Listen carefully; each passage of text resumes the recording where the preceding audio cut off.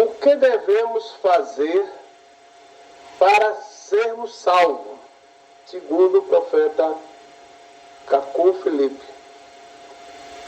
Bom, como eu disse, dado que há muitas igrejas e muitos teólogos, cada um diz uma coisa diferente.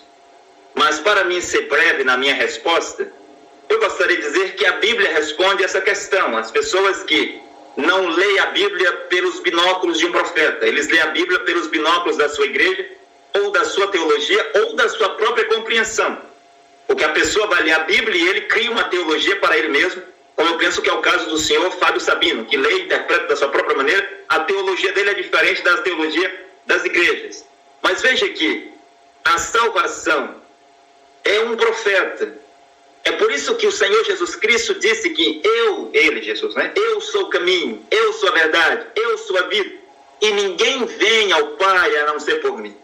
Quando o jovem rico pergunta para Jesus, mestre, o que eu devo fazer para ser salvo? Depois de Jesus dizer a ele para guardar os mandamentos, e ele replicar dizendo que aqueles mandamentos, não matarás, não roubarás, não furtarás, não dirás falso testemunho, não adulterarás, ele diz, Senhor, esses mandamentos eu guardo desde a minha mocidade. Jesus disse, então quer ser perfeito? Quer ter a vida eterna? Vende o que você tem e vem e segue-me. A vida eterna consistia em seguir Jesus, o profeta vivo. Não consistia em guardar os mandamentos da Torá dos judeus, porque isso o jovem rico já fazia. E você vê em Lucas, capítulo 16, que o rico morre, o mendigo Lázaro morre. Um vai para o seio de Abraão, o outro vai para o Hades, o inferno.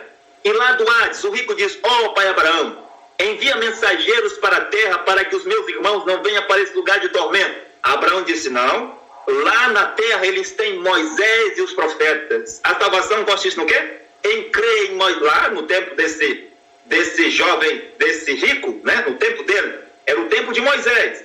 Ele disse, não, na terra tem Moisés e os profetas. Eles devem ouvir Moisés e os profetas. Moisés, o profeta vivo, e os profetas antes de Moisés. No tempo de Jesus, era para ouvir Jesus e os profetas. Depois, a salvação era ouvir Paulo e os profetas.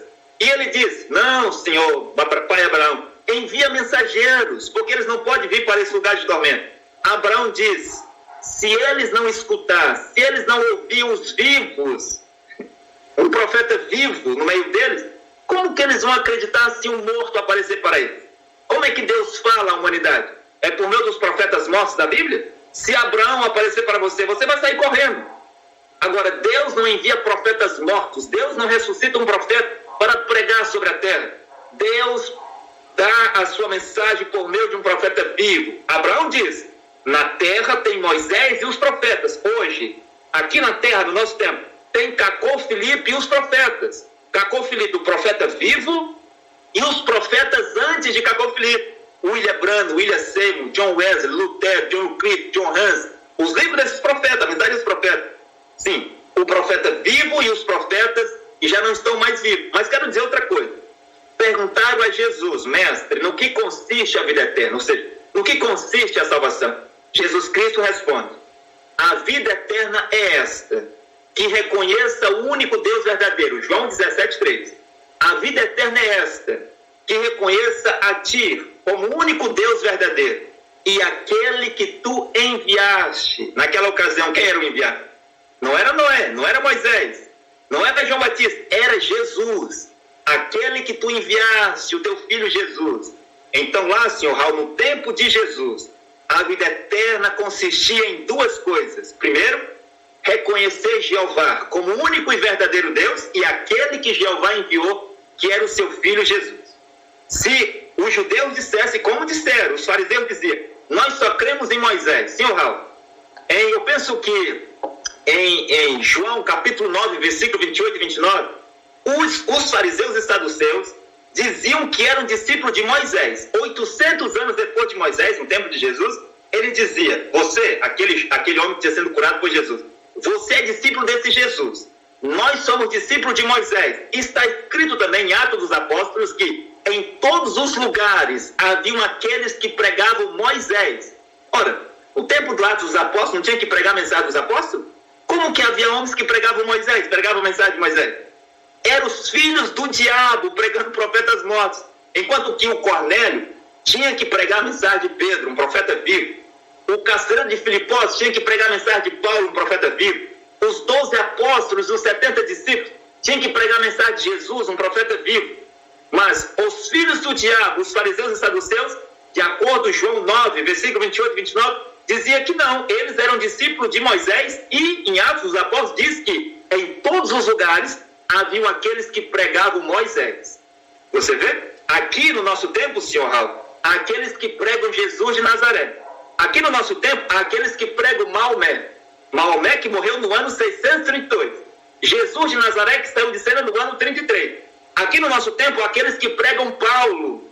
Aqui no nosso tempo, há aqueles que pregam Martinho Lutero. Aqui no nosso tempo, há aqueles que pregam John Wesley, William Seymour. Aqueles que pregam William Branham. Não é a mesma coisa de João 9, versículo 28 e 29? Pregando Moisés, quando eles deveriam pregar a mensagem de um profeta vivo. Jesus diz: a vida eterna consiste em duas coisas. Primeiro, reconhecer o único e verdadeiro Deus e aquele que ele enviou. Então, lá nos dias do dilúvio, a salvação era reconhecer o único Deus verdadeiro, Jeová, e o seu enviado, que era Noé. Não era Jesus. No tempo do dilúvio, o enviado era Noé. Depois, a vida eterna, a salvação consistia em reconhecer o único Deus verdadeiro e o seu enviado Moisés. Não era Noé, não era Jesus, era Moisés.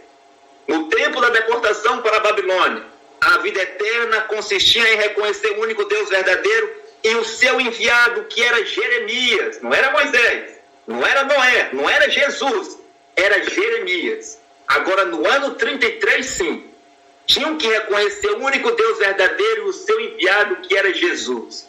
Ninguém poderia ser salvo sem crer em Jesus. Então, senhor Raul, quando Martinho Lutero pregava, ninguém poderia ser salvo fora da mensagem de Martinho Lutero. Quando John Wesley pregava na Inglaterra, em 1750, ninguém poderia ser salvo sem fazer essas duas coisas. Reconhecer Jesus Cristo como o único e verdadeiro Deus, porque o Jesus Cristo do Novo Testamento é o Jeová do Antigo Testamento, e reconhecer o seu enviado, que era John Wesley. E hoje aqui, para nós não nos alongar muito, e hoje aqui, a salvação consiste em reconhecer o único Deus verdadeiro. Quem é? Jesus Cristo. Não existe Deus e mais Jesus Cristo. Não existe duas pessoas ou três pessoas numa Santíssima Trindade. Existe um único Deus. Quem é Ele? O Senhor Jesus Cristo. Então, você quer ser salvo? Você deve reconhecer Jesus Cristo como Deus e o seu enviado, que é o profeta Caco Filipe. Também, senhor Raul, está escrito nas Escrituras. Eu penso que está em Mateus 10, 41. Jesus Cristo diz: aquele que recebe um profeta na qualidade de profeta, recebe galardão de profeta. Galardão de profeta é a salvação. Quem recebeu Noé foi salvo. Quem recebeu Moisés foi salvo. Quem recebeu Elias foi salvo. Quem recebeu Jesus, quem recebeu Paulo, quem recebeu os profetas foram salvos. Então, como podemos ser salvos? Você deve reconhecer Jesus Cristo e o seu enviado, que hoje é o profeta Caco Filipe. Fora disto, é o caminho da perdição e do inferno. Obrigado aí pela resposta. 15ª, vamos para a 16ª. Quem é o mediador entre Deus e os homens hoje?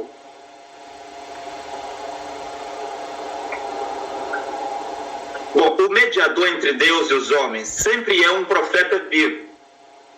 Por exemplo, Gálatas 3, versículo 20 diz que o mediador não é um.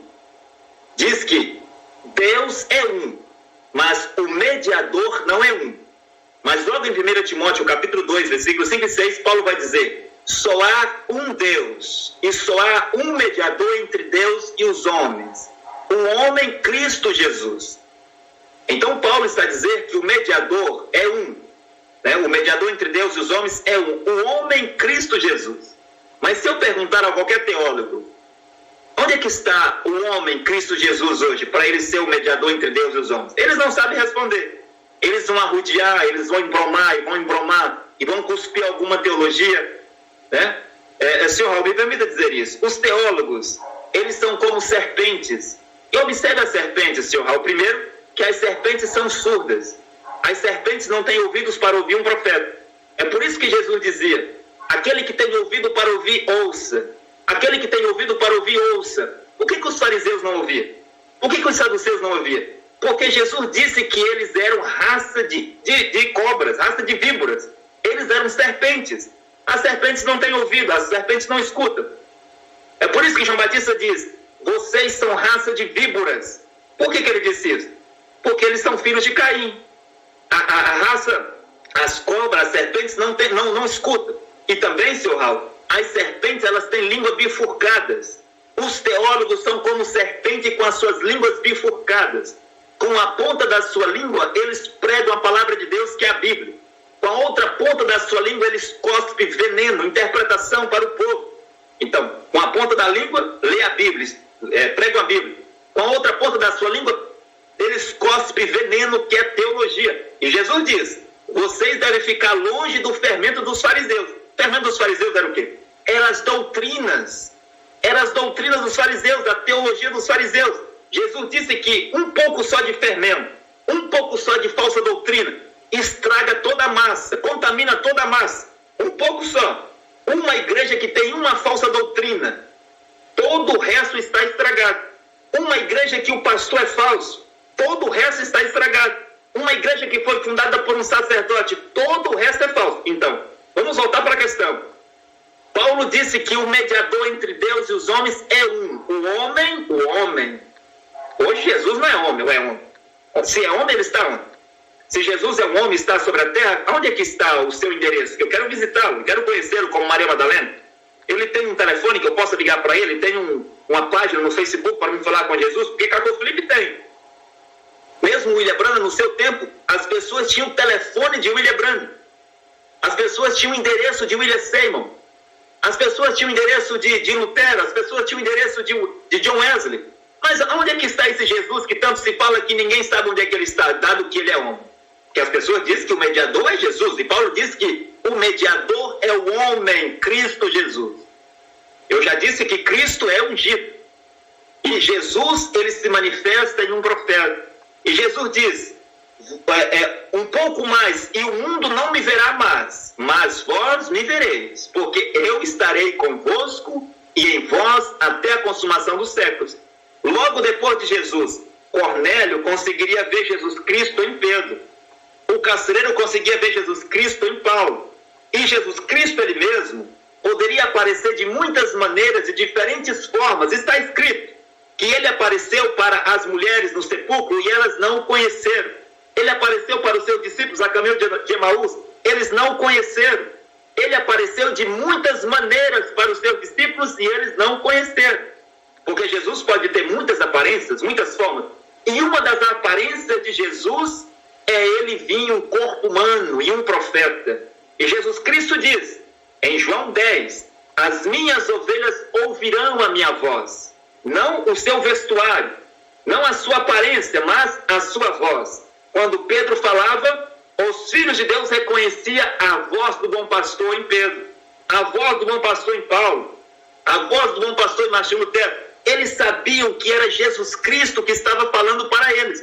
Hoje é Jesus Cristo em Cacô Felipe. Agora, veja que em Êxodo capítulo 19, senhor Raul, Deus disse para Moisés levar o povo de Israel no monte, que Deus falaria com eles. E Moisés fez assim. E o acontecimento, de acordo com Deuteronômio 5, versículo 27, diz que quando Deus começou a falar, o monte tremia, fumegava, as pessoas ouviam trovões e relâmpagos, e as pessoas fugiram com medo. E eles disseram para Moisés, em Deuteronômio 5, 27, ó Moisés, não fale mais Deus conosco para que nós não morramos, mas fale Deus contigo, Moisés, e nós ouviremos tudo o que tu nos disser. O que era isso? Moisés era o mediador. O povo de Israel pediu que Moisés fosse o mediador entre eles e Deus. Deus falava a Moisés. Moisés falava a Arão. Arão falava ao povo. O que é isso? É um mediador. Deus falava a Noé. E Noé falava ao povo. O que é isso? É um mediador.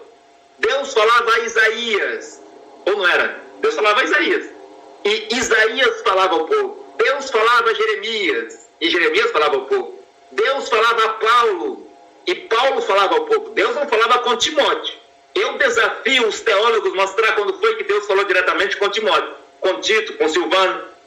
Agabo e os profetas tinham dom de profecia, mas Deus não falava com eles como falava com Paulo. Deus não falava com eles como falava com Moisés. E penso que Levíticos capítulo 12, senhor Raul, está escrito que quando houve uma rebelião de Miriam e Arão contra Moisés, Deus diz: se há entre vocês algum profeta, eu falaria a eles por meio de sonhos e visões, mas não com o meu servo Moisés, a quem eu falo boca a boca. Deus tinha uma maneira especial de falar com Moisés. Era uma maneira especial. Com Miriam, sonhos e visões. Arão, sonhos e visões. Os profetas, sonhos e visões. Mas o meu servo Moisés, eu falo boca a boca. Aí está Cacofilipe, aquele que recebe de Deus uma mensagem para trazer ao mundo. Então você vê que Deus fala ao profeta e o profeta fala ao povo. O que é isso? É um mediador. Só um tolo, ou um ignorante, ou um arrogante não compreende essas coisas. Então, hoje, Deus fala por meio do profeta Cacofilipe. O mediador é o Cristo homem. Quem é o Cristo homem? É um profeta. Está bem claro, Senhor? Senhor Raul, que Deus, Ele é Espírito. E em cada geração, Deus toma um novo homem.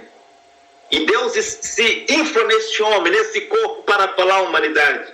E esta plenitude aconteceu com Jesus. Paulo diz: toda a plenitude da divindade habita corporalmente. Deus Todo-Poderoso habitava em um homem na terra.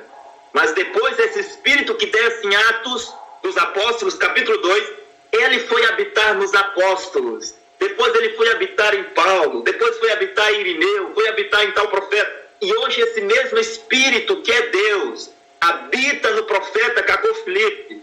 E ele fala com o profeta Cacofilipe.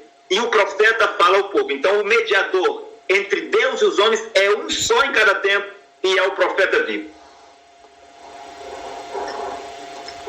Ok, certo. Vamos para a 17ª pergunta. Quem é o caminho, a verdade e a vida hoje? Bom, hoje eu já escutei, porque eu fui das igrejas evangélicas por 27 anos e também fui umbranamista por 3 anos e meio. E até hoje eu escuto pregadores como Malafaia, de Macedo, Valdemiro, que pregam Jesus é o caminho, Jesus é a verdade, Jesus é a vida. São mentirosos. Todo homem que diz que Jesus de Nazaré é o caminho, a verdade e a vida hoje, são mentirosos. E vou explicar por quê. Porque o caminho para Deus é um profeta. Eu poderia perguntar, no tempo do dilúvio, qual era o único caminho para Deus? Não era Noé? Era Noé. Qual era o único homem que tinha verdade na terra? Não era Noé? Era Noé. Quem era aquele que poderia dar a salvação às pessoas? Por meio dele, claro, Noé. Como que a pessoa conseguiria ser salvo? Não era crendo em Noé e entrar na arca de Noé? Era em Noé. Então Noé no seu tempo era o caminho. O caminho para Deus era Noé. A verdade era Noé. A verdade que libertava e salvava era Noé. A vida eterna, ou seja, a salvação, estava em crer em Noé. Depois Moisés foi o caminho, a verdade e a vida. Jeremias foi o caminho, a verdade e a vida. João Batista foi o caminho, a verdade e a vida. Jesus foi o caminho, a verdade e a vida no seu tempo. Paulo foi o caminho, a verdade e a vida no seu tempo. Senhor Raul, por isso que Paulo diz em Romanos 2,16, dizendo que quando Deus vem julgar os segredos dos homens, os homens serão julgados de acordo com o evangelho que eu vos tenho pregado. Paulo diz isso, pronome pessoal. O evangelho que eu vos tenho pregado. Paulo diz em Gálatas 1,8, se até mesmo o anjo do céu pregar diferente ou além do que eu já tenho pregado, seja maldito. Paulo também disse isso. Paulo disse que ele, Paulo, veio para preparar a igreja como uma virgem casta para encontrar-se com o Senhor Jesus Cristo.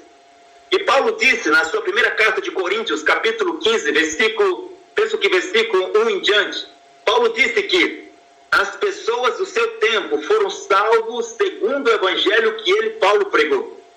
E também em 2 Coríntios, capítulo 11, versículo 10, Paulo vai dizer que as verdades de Cristo estavam nele, Paulo. Veja as coisas que eu estou citando aqui, está na Bíblia.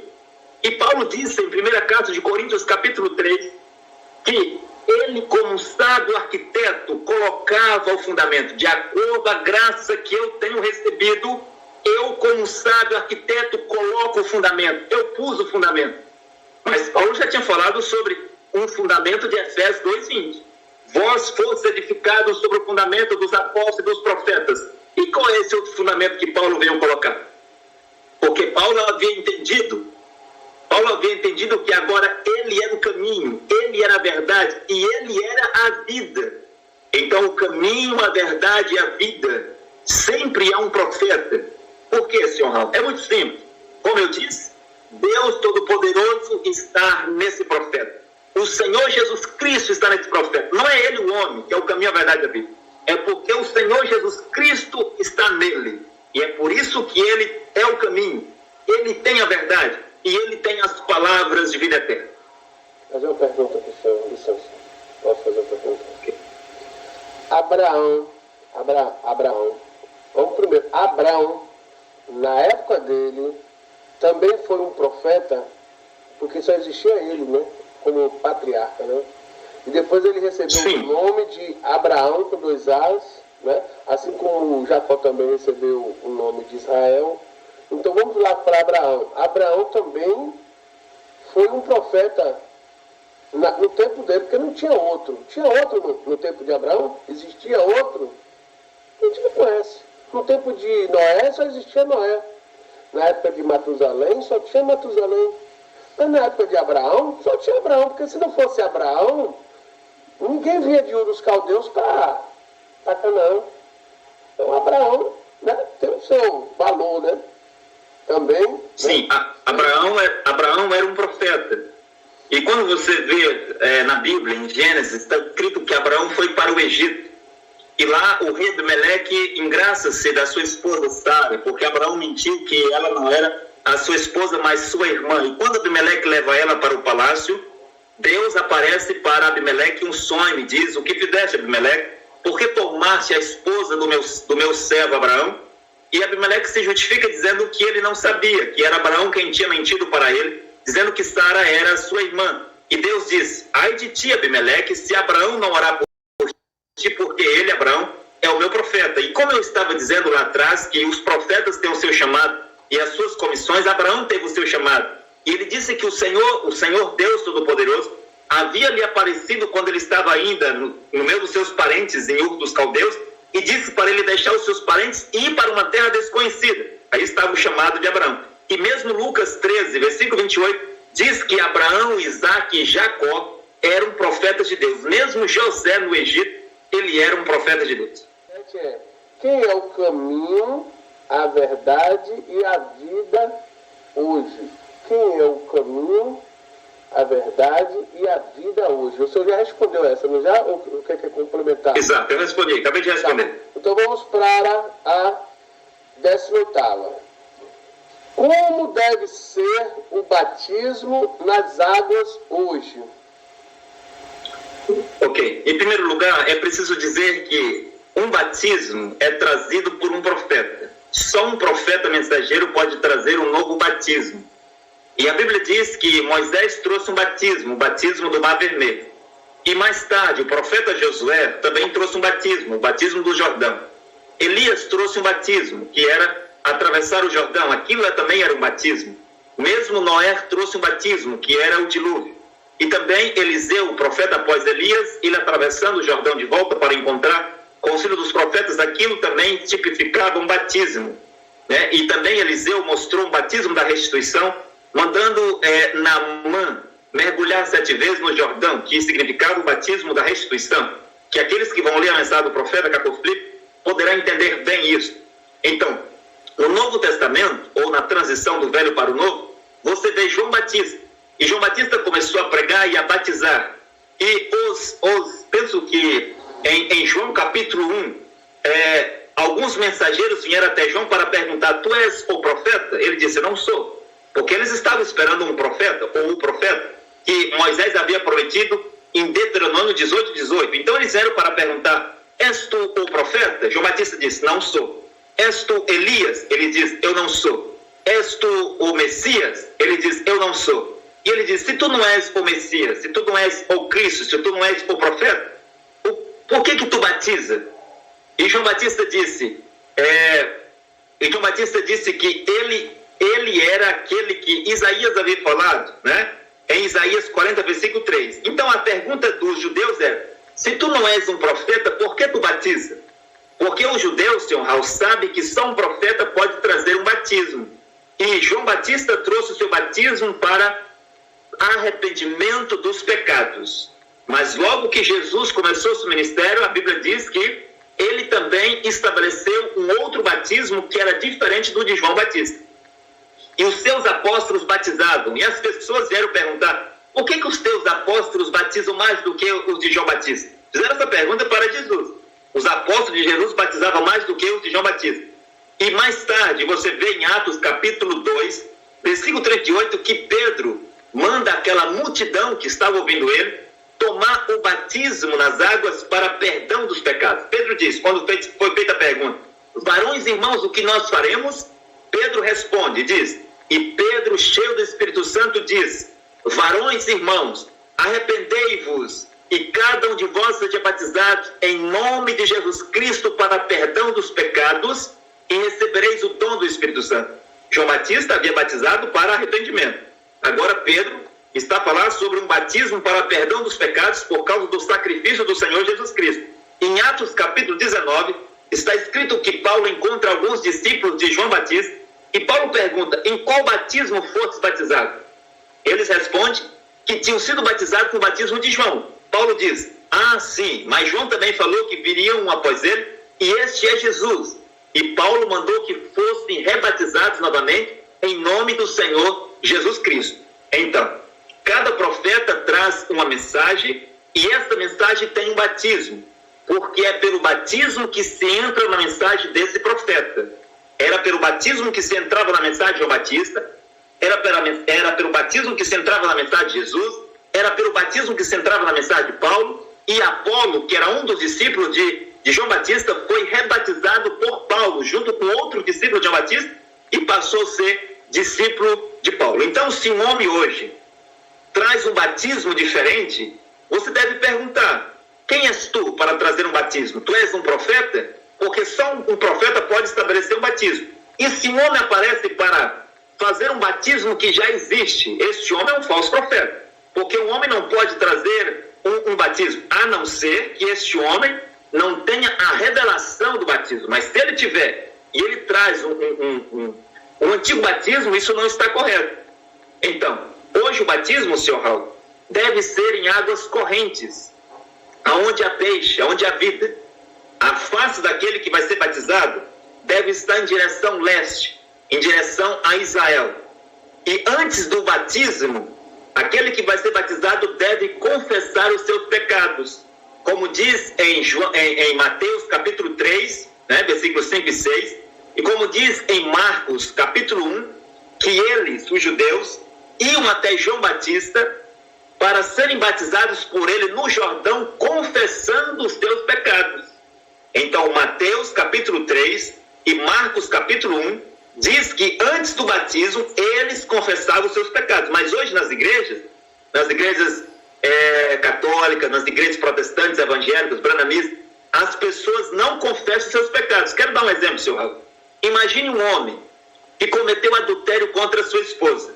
Cometeu um adultério, muitos adultérios. E ele vai se batizar, ele se arrependeu, vai se batizar. Mas será que ele não tem que confessar esse pecado à sua mulher e pedir perdão para ela? Como que esse homem vai entrar no céu sem confessar esse pecado à sua mulher? Como que esse homem vai entrar no céu com pecados de adultério no seu coração?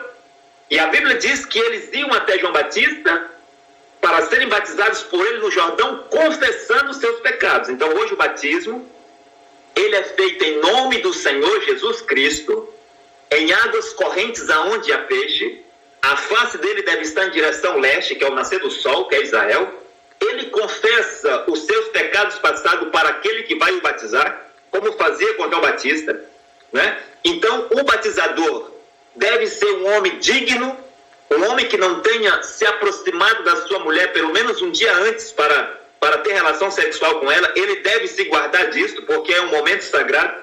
ele irá mergulhar ele na água totalmente, que o seu corpo totalmente esteja submerso, e dirá: eu te batizo em nome do Senhor Jesus Cristo para a restituição. Como eu disse, todo profeta traz uma mensagem, cada mensagem tem um batismo, cada batismo tem um significado que está ligado com a mensagem do mensageiro. João Batista traz uma mensagem para arrependimento dos pecados, logo, o seu batismo era para arrependimento. Jesus traz uma mensagem para perdão dos pecados, logo, o seu batismo dos seus apóstolos era para perdão dos pecados. Martinho Lutero trouxe o batismo para a justificação, mesmo que ele não pregou isso, né, o batismo para a justificação, mas era o que o seu batismo significava. John Wesley trouxe um batismo para a santificação. O Calvino trouxe um batismo para a dupla predestinação. O William Seymour trouxe um batismo para a regeneração dos dons, né? O William Branham trouxe o batismo da restauração. E Cacô Felipe trouxe o batismo da restituição. Quero concluir a minha resposta para dizer que somente um profeta pode trazer um batismo sobre a terra. E somente aqueles que o profeta autoriza pode fazer um batismo. A Igreja Católica não pode fazer batismo, mesmo que seja da forma correta. As igrejas protestantes, as igrejas evangélicas, as igrejas branamistas, nenhuma igreja, nenhuma denominação pode fazer um batismo. Se você foi batizado ou será batizado nessas igrejas, saiba que esse batismo nas águas é falso. Primeiro, que o batismo é o batismo do profeta vivo, feito por aqueles que ele, o profeta, estabeleceu para batizar. Quem batizava no tempo de João Batista? João Batista e os seus discípulos, os seus apóstolos. Quem batizava no tempo de Jesus? Os seus apóstolos. Quem batizava no tempo de Paulo? Paulo e os seus discípulos. Então, é o profeta e os seus discípulos os únicos que podem fazer os batismos nas águas sobre a terra em cada geração. Eu ouvi falar de uma mensagem tão gloriosa, de um fiel tesouro para minha alma, a pátria de Jesus, lá onde nós não morreremos, lá em cima nós não envelheceremos jamais.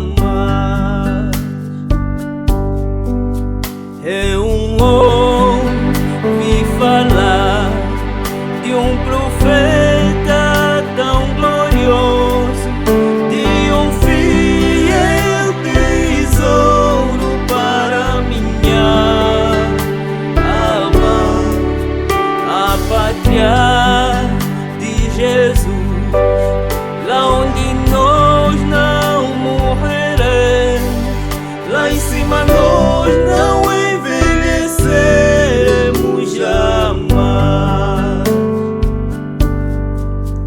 jamais, velhice, jamais, velhice, lá em cima nós não envelhecemos.